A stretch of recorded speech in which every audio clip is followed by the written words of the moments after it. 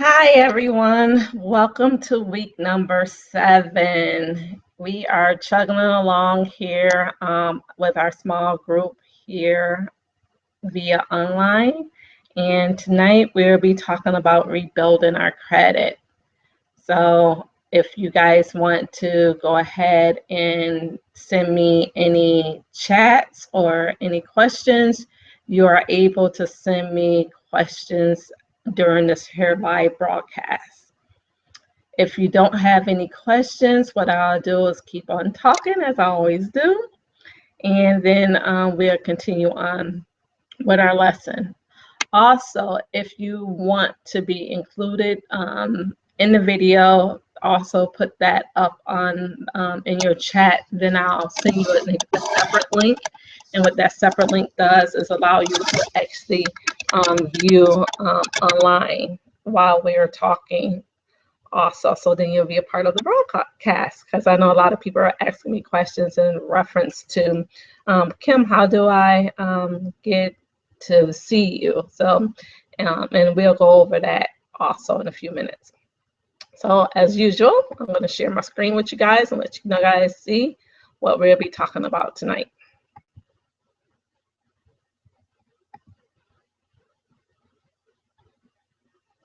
So we're going to be talking about credit repair. Okay.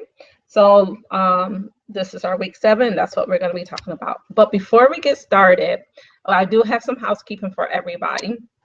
Next week, we're going to have a new meeting site. It's called Free Conference Call. Myself and Minister Vinny, we actually tested this and trialed it today.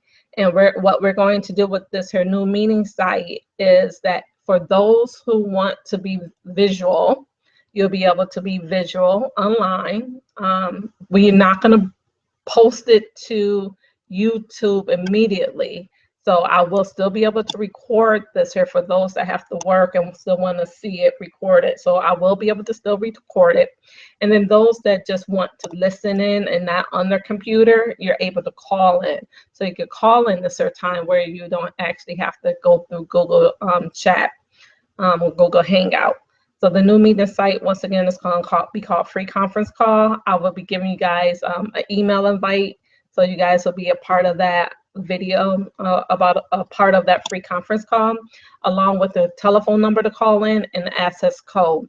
It's going to come into the email. It also gives you the step-by-step directions. I know a lot of times people had issues with the Google Hangout and not sure how to link in. So we will be using this here for just to have a versatility of everything. So if you don't feel like being on screen, you can call in and listen. If you feel like being on screen and you want to actually do a live interactive chat, and you'll be able to do that. And then if you still want to view but not be recorded, then you could actually do a Q&A section where you can actually tell me yes, you want to be on, no, you don't want to be on, and then I can hide your face while we're going through there. And then we also be able to, like I said, have the Q&A section, and then we can record it for those that are not on the same time zone and just want to look and listen to it at another time. Also, for those that are following along, I got some questions like Kim. We're already in chapter 10. Some of you guys went ahead, which is awesome, which is fine. I don't have a problem with that in the book. So yes, we are almost done with the book, but we still have a few more weeks left within our small group. So a lot of people want to know, well, what do we do, because we still have some time left in our calendar. So what happens is we have renewed our mind. We talked about saving, we talked about debt, we talked about giving, and we talked about getting becoming debt free. So once we go through all of that and you start saving money and putting your emergency money aside, or like Minister Vinny like to say, our grace fund, then you'll start seeing extra money. And we're going to talk about what we do with that extra money besides going to the mall, buying a new outfit, treating yourself, rewarding yourself, and all those good things. But now we want to start planning for those long-term goals that we talked about, and life insurance is going to be a part of that information. I know that we had technical issues with Ira Murphy, but she's still going to come back and speak to us. And the good thing is that I want to talk to you guys about life insurance first. And then that way you can see what it is that I believe in. And then I'm going to have Ira come back and talk to you guys because she also offered life insurance. So you'll get both sides. If you believe in life insurance or if you don't believe in life insurance, and how you can prepare for those future events as far as like death and burial and things of that nature. So we'll always talk about that and different laws pertaining to life insurance. Then after that, we'll go into investing. We'll have what is called Investing 101. A lot of times our people want to invest, but we don't know how to invest. So I will be meeting with somebody, and we'll be going over some more information, more in-depth information to get you guys some information in reference to investing. Also, I have one of my brothers in Christ. He just launched his business, and he will also be coming in, Keenan Johnson, where he'll be talking about his new business and a way to actually not only you're investing into a business, but you're sowing seed into somebody else's life. So now you also incorporate in the paying for methodology that we also talked about. So these are the things that will be coming up in the next couple of weeks.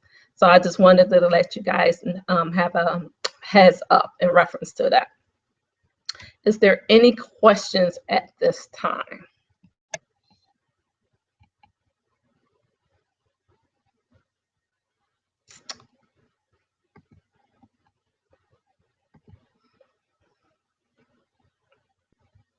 If there's no questions, we're going to go on to the next slide. All right. Our weekly scripture is coming from Proverbs 27, 23rd to the 24th verse. It says, "Be sure you know the conditions of your flock. Give careful attention to your herd, for riches do not endure forever, and a crown is not secure for all generations." I have, every week I fast and pray before I even get the information. So I have to fast and pray to like get revelation from God. I know I'm reading the book, but I'm also applying our biblical teachings along with this here. And this scripture stood out to me because we have to be mindful what it is that we have. When it comes to our budget, we need to be able to manage our budget and watch over our budget. Our budget is our household. It's our marketplace. It's how we spend money, how money comes in, how money comes out. And so like here in the scripture, it talks about be sure you know the condition of your flocks, meaning be sure you know the condition of your finances. And it says give careful attention to what you're taking care of or what you're managing. And we are stewards of our finances. And we talked about being trustee. God has called us to be trustees over the riches of the land. So that's what we're aiming to do. But we also got to remember and be mindful that tomorrow's not promised, and neither is income. As you can see, some of us have had jobs. Some of us has lost jobs. Some of us ended up on unemployment. Some of us got laid off. Some companies have went out of business. So we have to be able to plan and secure our future for our legacy, our children, or our parents, whomever we feel as though that we want to leave that legacy to. So this here scripture, meditate on this here scripture as we continue on with our week. Last week was our week number 6. I'm going to do a brief recap. And last week we talked about how our FICO score is determined. And as we read in the book, Mary Hunt talked about the 5 different ways the FICO score is determined. And she talked about 35% goes towards your payment history, and that's what your mortgage, your tax liens and things of that nature, judgments.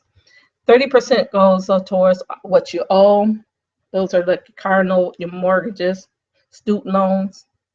15% of that is your credit history. 10% is any new credit. Like I said, if you end up going into the department stores, they like Target, they always asking, you can save an extra 15% if you open a new Target card. So those are your new credits. or the 10% of your credit mix, which is actually the best way to actually is to show that you have a diversity of things going on that determines your credit score. Then we also talked about how the FICO score affects us. And we saw that it affects us in many areas. In our employment, if you have a corporate job, a lot of times your credit is run to see if you can actually manage budgets within the company.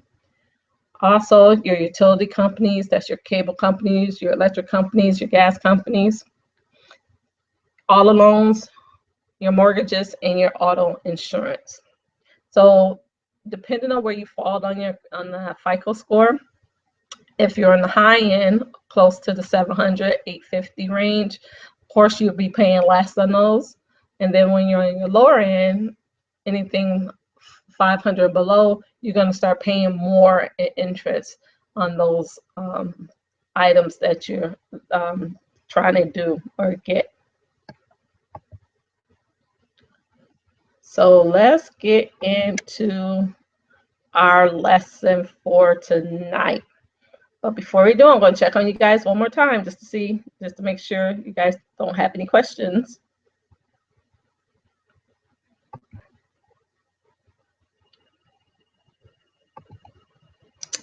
Any questions at this time?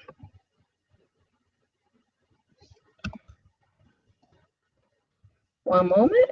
You guys know I have to go in between different screens.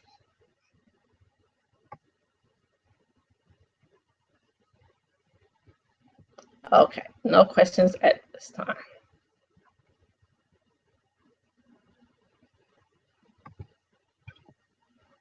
All right, so tonight we're going to talk about rebuilding our credit. And how do we go about rebuilding our credit? Well, here we go. Are you guys ready?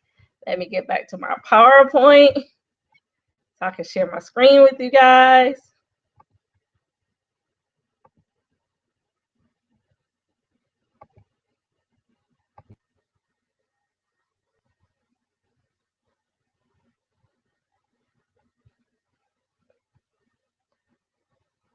All right, showing that you guys are seeing what I'm seeing. Let me just click this here button right quick. Present to everyone. All right, so this here is the 3 different categories of debt. We have reasonable debt, we have neutral debt, and then we also have toxic debt.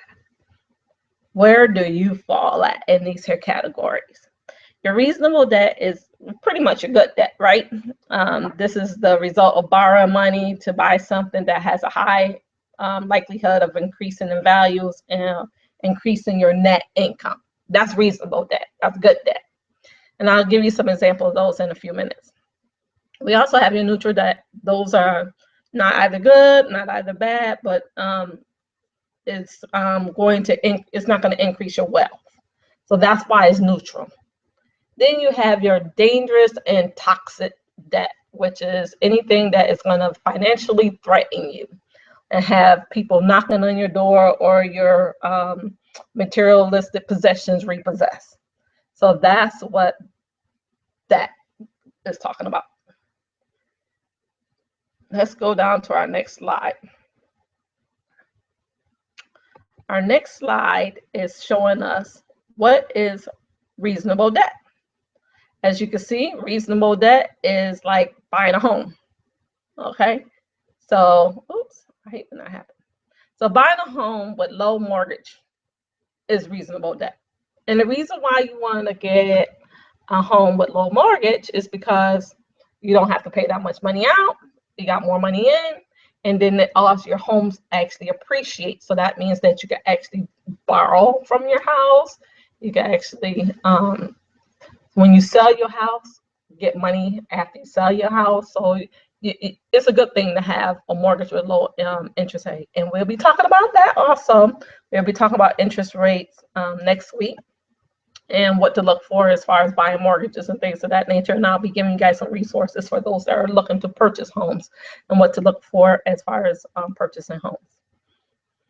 So those are reasonable debt example. Neutral debt. Neutral debt is something like student loans. As you can see in this picture, it's funny. It says, are student loans really such a bad thing? I feel conflicted. And then they got the students saying, die student loans, because they have to pay them back, of course. Then you got some saying that they couldn't have gotten where they had been without the student loan. So they're appreciative of the student loan. So what makes a student loan neutral?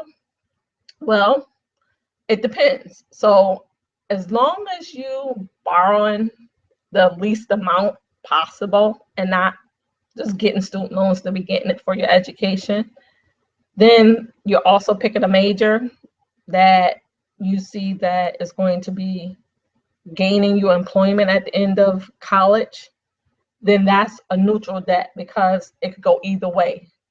I know a lot of times people do get HOPE and Pell, which is good, and then they don't have to pay anything. But they also know, people also know that they could get scholarships through their jobs, scholarships through schools, so they could get track scholarships. So they also know that college tuition alone could be covered by other means. So that's why student debt is considered a neutral debt. Now our next one is our toxic debt. Woo-wee! What are toxic debt? Those are our credit cards and our payday loans. In Georgia, we have what is called title loans. I know like in New York State and some other states, they don't have title loans. Title loans are something like where you actually take the title of your car, take it to a brokerage company. They turn around and give you cash, same thing like a payday loan. But if you don't pay that money back, they're likely to come repossess your car from you. So people have to be careful about those title loans, which is also similar to payday loans.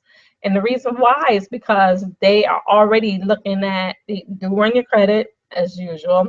They do report to the credit bureau, which is also not good.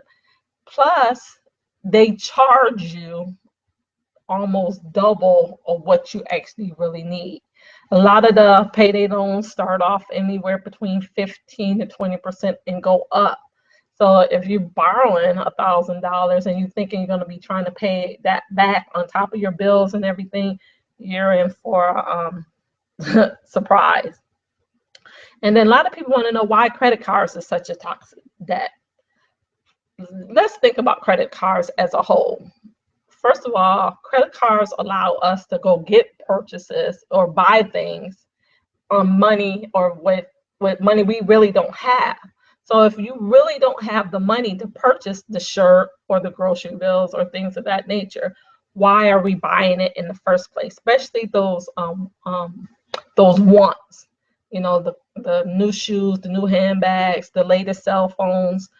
Those things, those wants that we talked about in previous chapters is what gets us in credit card debt, because we are actually enjoying things prematurely, I like to say.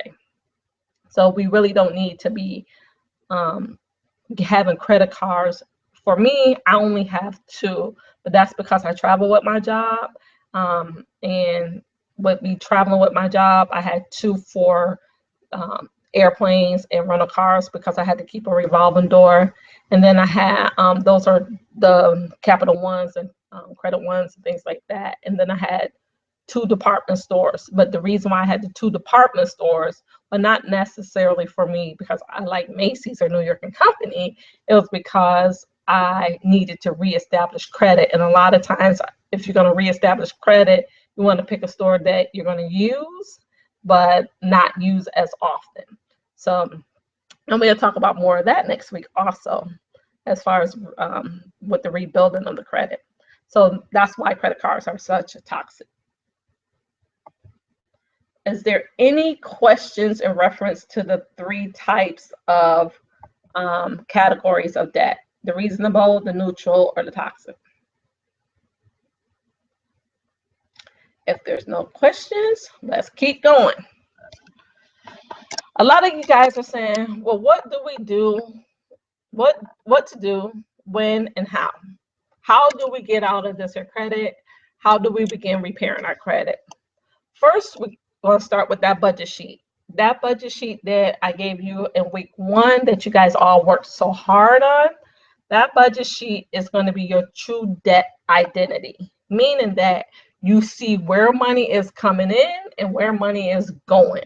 Once you see how that is coming in and what you have left and what you don't have left, then you'll know how you're going to begin to have finances to start paying off some of this debt. We also talked about committing to tithing. We also know that tithing is a great thing. I know that Malachi 3:10 talks about when we do pay tithe, God open up the windows of heaven and pour out great blessings, overflow blessings. So that's another reason to commit to tithing. We also talked about paying ourselves, setting money aside, and we had a suggested percentage. Some people saying that they can't start off with 10%, so drop your number down to 5%, 2%. However, if you're paying your taxes, which is 10%, you commit to tithing, which is 10%, you might as well go ahead and pay yourself 10% and set that aside for your grace fund, as Minister Vinny calls it, or AKA emergency fund. So that's a good way of actually beginning your savings. And then we also know that if we pay it forward and be a blessing to others, it comes back unto us. Then we all did our credit report. We pulled our credit report. And so now we see the items that's on our credit report and what it is that we need to focus on. So once you have pulled your credit report, you saw your payment plan, all your credit payments, your payment history, all your credit inquiries, all your charge-offs, your collections if you had any, your judgments if you had it. And we're now about to push up our sleeves and we're going to dive into paying off our debt and clearing up some stuff. Are you guys ready? All right. Here we go.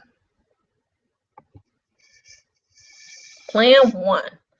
So plan 1, they call this the snowball relief. So if you're a math person, this will be a good plan for you.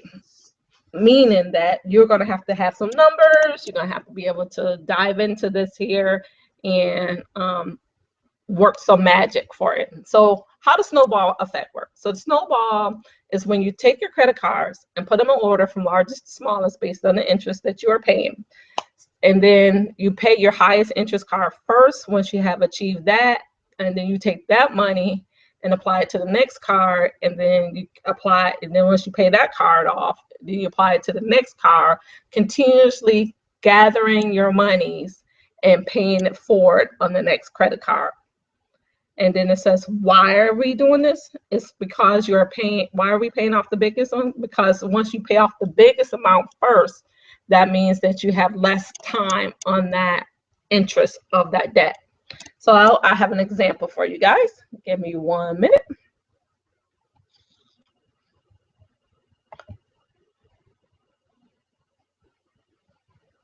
I have to share my Excel sheet with you guys.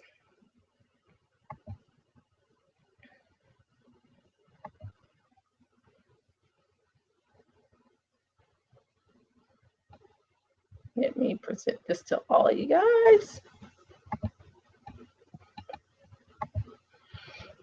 Now, let's talk about the snowball debt interest effect. So here's a good example. Let's say we have a credit card called Credit One, and we owe right now $1,000 on that credit card. Let's say our minimum balance is, our minimum payment is $50. So if we owe, So if we owe $1,000 and our minimum payment is $50, that means that we probably not getting anywhere with that, because every month we're going to get 20% on top of this, or $1,000, and leaving it at $1,020 to actually start paying off this debt. So how we want to work at this? Well, I've always liked the number 3. because it's perfect, right? It's the Trinity, the Father, the Son, and the Holy Spirit. So I always like to work with number 3. You know, we're doing this here from a Christian point of view, and you know, numbers matter. And when you meet Keenan, he'll explain more about his number system later. But and I also share a book with you guys in reference to numbers and the meaning behind numbers. But for me, 3 means Trinity, and I always need strength, you know, and that gives me strength. So I just came up with a number $300. So a lot of people's like, Kim, where am I going to get this $300 from? So that grace fund that you started, hopefully you have already saved $1,000 by now. If you haven't, that's fine, but $1,000 is a nice place to have a savings, you know, set aside. But you should at least have a $300 to start working towards paying off your debt. Some people say 200. I like to go with 3. So let's say I have $300 for my savings account that I want to apply towards my debt. I'm going to take that $300 plus that $50 per month payment. I'm going to do that for 3 months. Now I will have 0 payments, right? So I have no money left over, right? So that debt will be done. So now I could take this here and I can mark this here red, and that means that it's done. Now, let's say I'm on the next debt, which is my Capital One. Same concept. It's at 16.5% interest. I don't want to keep paying 16.5 because now my $750 is going to go up each month if I don't pay that minimum payment of $50. So what I'm going to do now is take that $350 that I was paying for Credit One, and now I'm going to apply that $350 down here to my $750. Oops, my math is off. So now that I have $350, remember, at $300 that I started off with, plus my $50 that I was paying. So then I ended up with $400. So I got $400 that I'm gonna use towards my $50 a month. Oops. My math is off. Sorry, guys. That's supposed to be minus 50. And then this is gonna be 450. 350. And then I have $50 left over a month. Now, if I do this here for 2 months, I have a balance of 150 left over, right? Or $100 left over. Sorry, guys. Because that $50 keeps sneaking up. So now I'll take that $100, add it to my next bill, which is my New York and Company, and let's say I have $500 left over. All right. So now that I have $500 left towards this here bill, and my payments for this is only $25 a month. So I'm going to take this $100 that I had left over, apply it to my monies over here, which should have been $350. I got my plus signs and my minus signs all messed up, you guys. I am so sorry.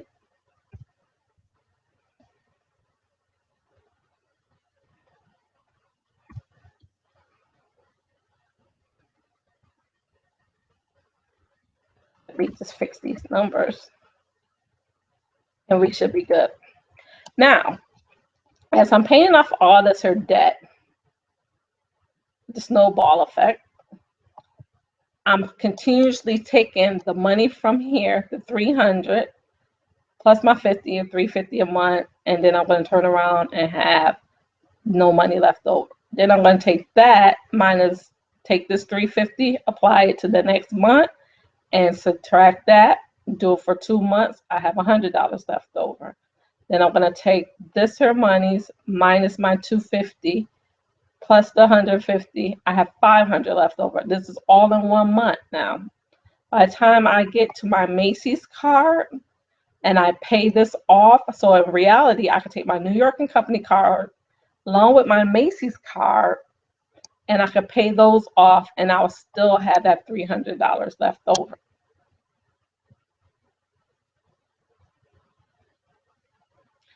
Then if I have $300 left over, I now can take this at $300 and put it back into my savings account. I do this a lot of times with my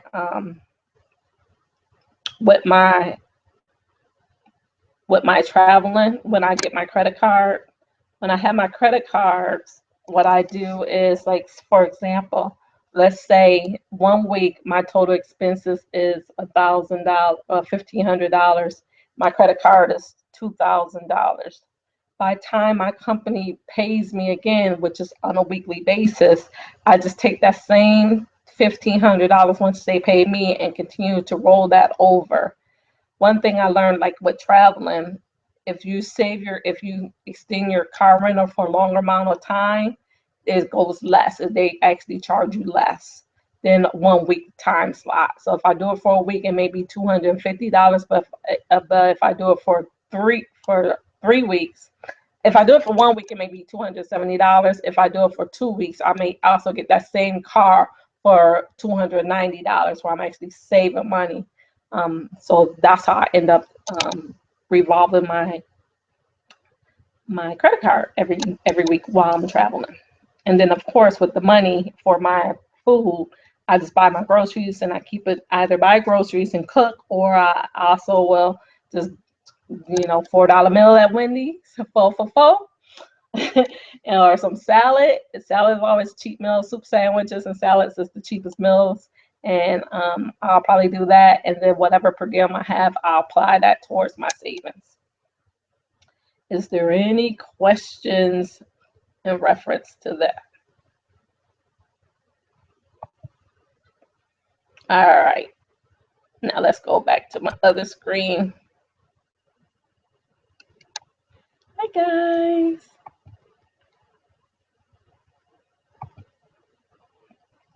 Got another screen.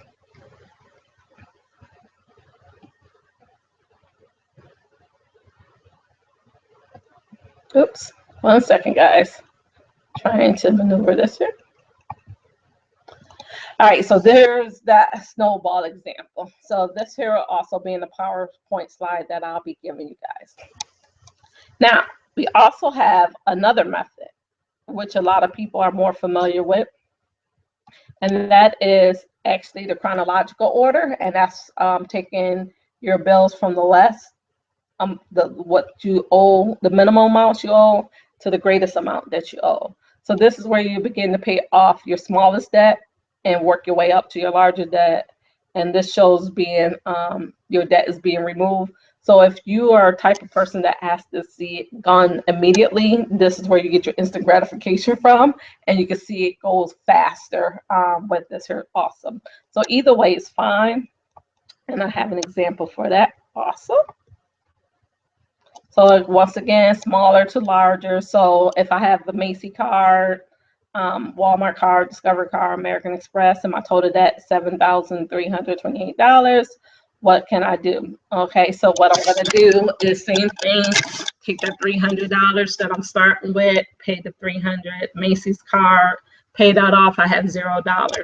Then I take that same $331, apply it to the $769 of my Walmart card, have $438 left over, so I can pay that off. So you can see how this here it's the same thing as the snowball effect, except that you start it off with your smaller and working your way up. So either way is fine, but you're not actually having to look at the interest on it. It's just giving you a good, quick way of doing instant gratification. And actually, this is the way I prefer doing it. So when I started this year paying off my debt doing my identity theft, what I did was exactly this. I went straight for my department stores, paid those off, and then I turned around and started hitting the bigger ones, like the credit cards, the ones that means the most to me. Also, the book talked about how to go about doing this here. So like this is what we're talking about. What about everything else? Also, what if you're not a person that have a lot of credit cards? You just got a lot of debt on your credit report. That's like all charge off, judgments, evictions. Now let's talk about those. So in the book, Mary Hunt talked about how to raise your score. And she talked about where the most percentages come from. So that means that if you got 35% of your FICO score that is looking at your payment history, you want to tackle those first. That is all your collections, your charge off, your tax liens, your judgments, and depending on your bankruptcy, you got two types, Chapter 7, Chapter 13. Now, if you're in bankruptcy and you already filed it, that's fine. However, if you have the bankruptcy where you do not, it's a partial bankruptcy, you want to, for me, I wish I had known this here before I had filed bankruptcy. I filed bankruptcy when I had to go through a divorce. And when we went through the divorce, of course, you know, it got ugly as it always does. And then, you know, left me with more debt than what I wanted. So if I had known this in principle and if I was saved, I wouldn't have filed bankruptcy. I would have never filed bankruptcy, because bankruptcy do really damage your credit, and it really does put a big ding on your credit report. And a lot of people may say, I'll file bankruptcy in a heartbeat and after reestablish credit, I don't care. But, you know, we're saved, we're Christians. If you're not saved, if you're not a Christian, the Bible does talk about bankruptcy. Well, not really bankruptcy, but debt. And we already talked about owe no man anything. So if we borrowed it, we should be paying it back. It's just right to just abide by the laws of the land. So if I'd have known what I know now, I would have never filed bankruptcy. So, but now I know that if I put myself in this here, I could take myself out of it. But like I said, if you're not a type of person that had credit cards, and credit cards is not your issues, because a lot of times when people talk about getting out of debt, that's what they're talking about is credit cards. And, you know, like myself, I didn't have credit cards, you know, I just had others people problems like my car note, you know, things like that, car notes, insurance companies, it was everything, medical bills. So when you want to start paying your debt off, look at these items on your credit report, and these are the ones that you want to tackle the first. Any of these that's in your payment history, tackle those first. The second thing you want to start tackling is what is old. Okay, so even though you have mortgages, student loan, oops, I got mortgages on here twice. Let's take this off, auto loan. So even if you got automobile loan, student loan, mortgages, now, like we talked about, good debt, toxic debt, and neutral debt. This says that is 30% amount that is owed is being reflected by our FICO score. So we want to have our income to debt ratio lower. The average is 43%. And we're going to talk about that in a few minutes. How do we get to the income debt ratio? So we'll talk about that shortly. However, in the book, Mary Hunt talked about your utilization rate should be below 10%, 0 is better. And that is in reference to the income debt ratio. Now, we know that as long as you're in school, you don't have to pay your student loan. However, we also know that while we're in school, interest is piling up on us for those who have student loans. So while you're in school, you want to continue to pay towards your student loan. That could be as little as $20 a month, because that way you're chewing off your interest. So if you borrow $5,000 and your loan is at 6%, you want to make sure that you're paying 6% of that $5,000, so you will no longer have to deal with that. Okay.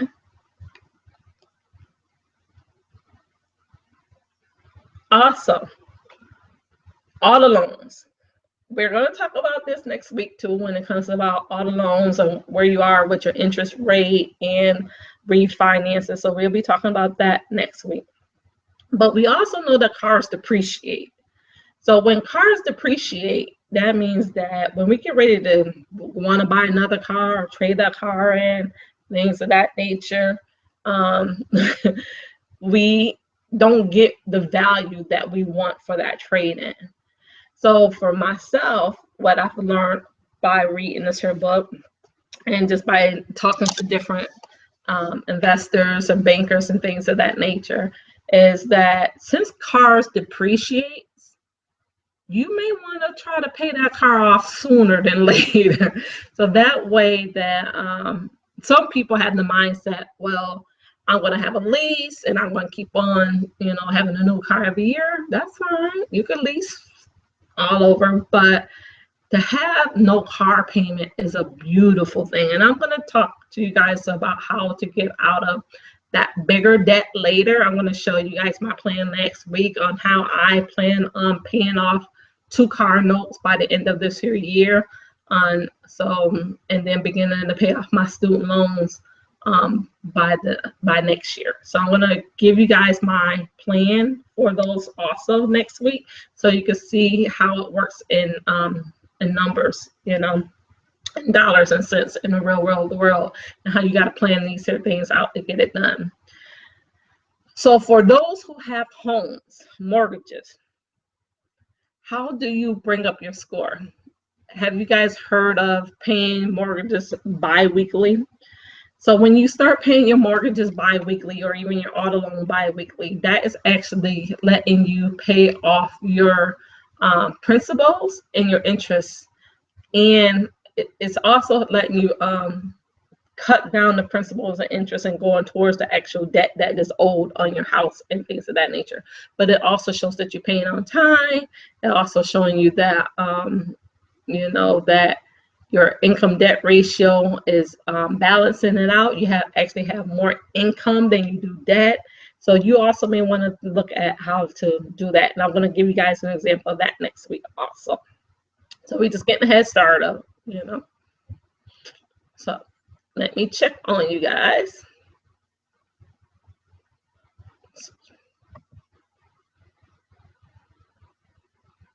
All right, still no questions. Y'all just watching. I see you watching though, but it's okay. All right. Now, besides credit cards and your payment history and what you owe, we also have other solutions. All right. So if you have minimal credit card, what you want to do is, and the credit card is in good standing, you want to be able to use that credit card at least 3 times a year, making small purchases, and then you want to actually pay that off. You can always do minimal payments, but don't go over your budget, or you can just pay it off. A lot of times they say it's not good to buy something and then wait a week and then pay it off. To me, I'm all about, I don't want this debt. So as long as you use your card and you use it and you pay it back, it's still good, even though they saying don't pay it immediately. See, that's the trick of the enemy and the trick of the system where people, this is what happens to people who have credit cards. And this is how you get caught up on credit card debt. Because they tell you, like, pay the minimum amount. So let's say I have a Best Buy credit card. I want an iPad Air. I go get an iPad Air. I pay $600 on an iPad Air. My minimum amount is $50 a month. So I'm like, oh, in reality, yeah, I can pay the $600, but I need to use my credit card. But the companies are telling me to just go ahead and pay the minimum, which is $50 a month times 12 months. They say for what give you the $600. That is if you got a 0% Best Buy card. Now, let's say you get in a financial rut and you're not able to pay your your Best Buy card, even in that year, because you didn't went and got unemployment. Let's say that that same $600 Best Buy for 1 year is 0%. But then after that year, it's actually 18%. That means that now you owe an additional $108 on that $600 Best Buy card. So let's say you can't pay it. Every time after that year, 18% is applied to your bill, meaning that there's an extra $100 a month interest going towards your $600 iPad that you just purchased. Add that all up, that's an extra, what's that, $1,200 a year added, what, $1,300 a year added on top of that $600. So that's how people get into debt. So if you want to increase your credit rating, you get a credit card, use your credit card, but pay it off immediately. I don't care. You can do a minimum, pay it off immediately. Also, if you have a credit card that you're not using it, do not close it. Mary Hunt talked about that in the book. She said sometimes closing your credit cards or closing accounts can actually damage it, meaning that now you had some debt. And remember, 10% of this is like 15% is looking at your credit history. So if you don't have any long-term history on your credit report, and if you close one of your credit cards, it now closes that one's out, and then it looks for the next one. So if you had something that was on there that was 5 years and you closed it out, and now it's only going to look at your one that you have for 18 months, it's still saying, well, this is new credit. So now it puts you in a whole nother category. So you want to be careful with that. And that's why the next point, refrain from opening new credit accounts or new accounts, is also just as bad, because you could either affect your income debt ratio, or you could bring your score down because now you didn't open another one. But another great solution is pay your bills on time. If you pay your bills on time and you have no debt, do you know that those credit companies, like if it's your utility company, they can actually vouch for you, saying that, oh, yes, Kim has paid her Comcast bill, which will never be Comcast, but she would pay her Comcast bill for the last 3 years on time. Sometimes she paid ahead.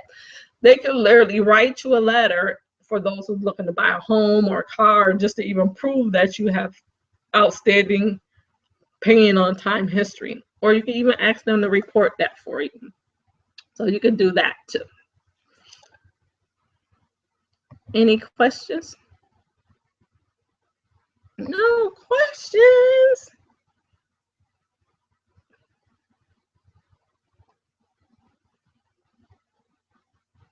All right, so if you guys do not have any questions, as always, I like to give out homework. So you guys have homework. So everything that I just got done talking to you guys about and explaining to you is in chapter 10. It's borrow only what you can repay. So that's what you're going to do. You're going to read chapter 10 in your book. You're going to continue to declutter and save, meaning that as you go through your bills and you pay it off, you're going to go ahead and put it in your new savings account that we all opened up.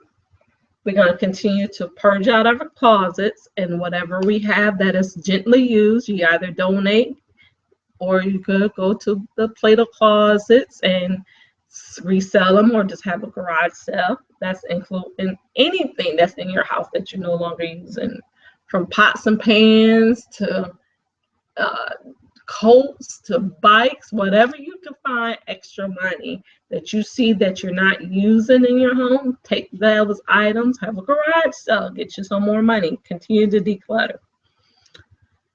Also, I want you guys to answer these questions. What would you do if you were to pass away? Would you have the money for memorial and burial? Think about that. Or if you were able to make extra money, would you invest? And if you would invest, what would you invest in and why? These two questions, these here two questions down at the bottom, I want you guys to think about that. And I want you to email me your answers to these questions. If you do that, this will help me to know what way we're going to go as far as the guest speakers, because like I said, there's a lot of people that are interested in what it is that we're doing here at Linked Up and this here small group with this here debt relief program that we're discussing. Once you email these here questions, we'll be able to take those to the representatives and they'll be able to better prep themselves so they'll know how to give you the answers that you need.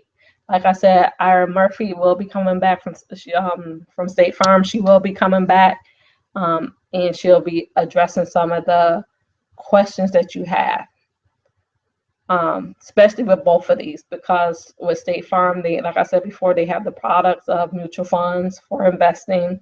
They also have life insurance for those who want to talk about life insurance.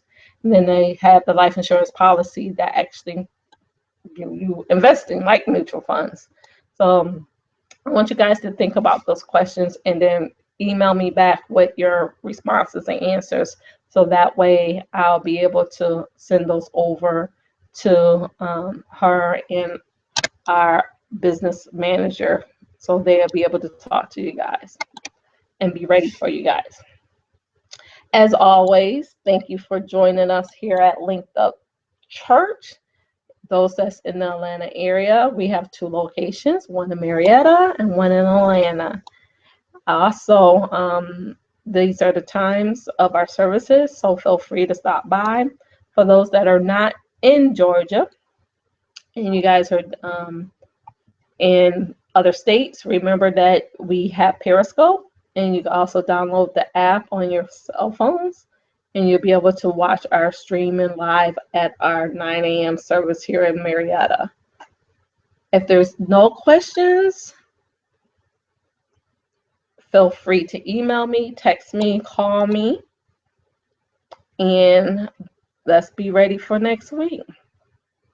Also, if you guys behave yourself and start talking to me during some of these here Google Hangouts, Pastor may be able to join us as one of our guest speakers, which will be a great blessing. So let us all keep that in prayer so he may be able to pop up on us one of these days and share his financial experiences with us. Also, remember, next week we'll be going to a new application of how we're conducting the group. It'll still be in the same format with the PowerPoints. I'll still be showing the screen slides. We'll still be having dialogue, and you could be included talking or Q&A.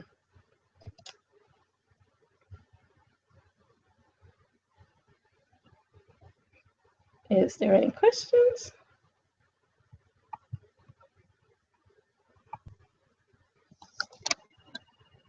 So if there's no more questions, I just want to say, oh, hold on. Let me see. I think I do.